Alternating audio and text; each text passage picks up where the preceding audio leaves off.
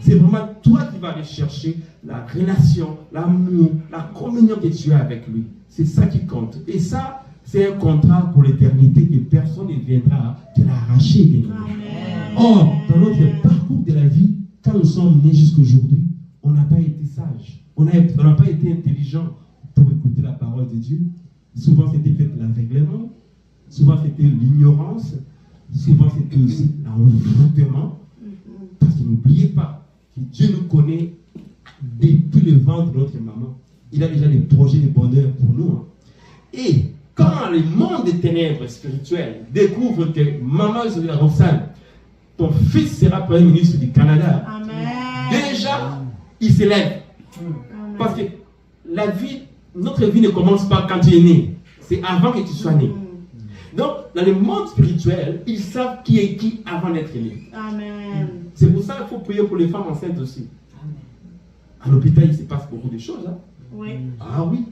Ma femme peut témoigner comment une infirmière est venue avec une aiguille pour piquer Mathis qui est là. Ouais. Une chance qu'elle était éveillée. Et piquer mon fils.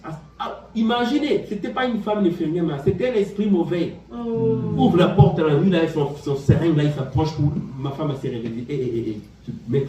Comment toi tu peux travailler? Imaginez 2-3 heures du matin, là, toi tu rentres dans la noirceur pour piquer mon fils. Moi je suis là. C'est même pas les matins, les infirmières qui viennent dans la. Patricia s'est levée. Elle a chassé. Amen. Non, il faut éveiller sur nos enfants. Il faut éveiller sur nos enfants parce que la gloire, la puissance, l'autorité commence lorsqu'on est jeune, lorsqu'on est encore bébé. Jésus était tout petit encore, mais le roi Hérode le poursuivait. Comment un bébé fait faire trembler un roi? Il n'a pas d'armée, il ne sait pas marcher ni parler, mais le roi a peur de lui. Ça veut dire que l'autorité ne vient pas de l'âge, ne vient pas de ton statut non plus.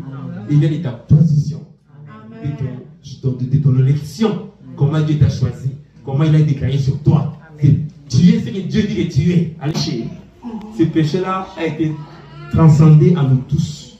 C'est pour ça tout à l'heure on a lu aussi que tous ont péché et sont privés de la gloire de Dieu, comme papa l'a gêné de lire. Dans Romains 3 au verset 23. Tous ont péché et sont privés de la gloire de Dieu. Quand Dieu nous regardait avant la venue de Jésus-Christ, qu'est-ce que Dieu voyait? C'est que vous avez tous des péchés en vous. Ça veut dire que vous avez été souillés par l'ennemi qui a pris possession de votre corps. Parce que dans le jardin d'Éden, Adam et Ève étaient purs, ils étaient saints, ils voyaient Dieu, ils parlaient à Dieu. Aussitôt qu'ils ont péché, le péché est rentré en eux, c'est comme un esprit mauvais est rentré en eux, il est resté maintenant. Tous les enfants qu'ils ont eu maintenant regardent leurs enfants, Caïn et Abel. Le premier crime de l'humanité, c'est un frère qui tue son petit frère. Est-ce que c'est normal ça? Premier crime de l'humanité, un frère qui tue son frère.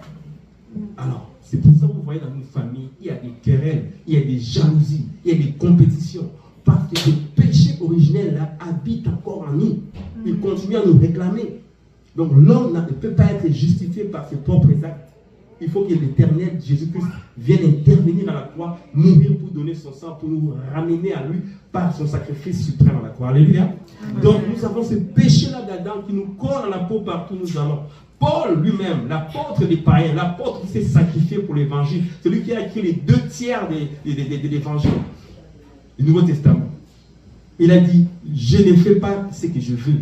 Ce que je veux, je n'arrive pas à le faire. Mais ce que je ne veux pas, je le fais. Misérable que je suis. Quand comme il était dit, je suis misérable, je suis malheureux.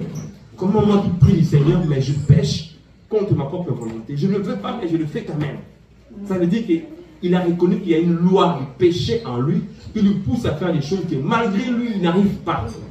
C'est pour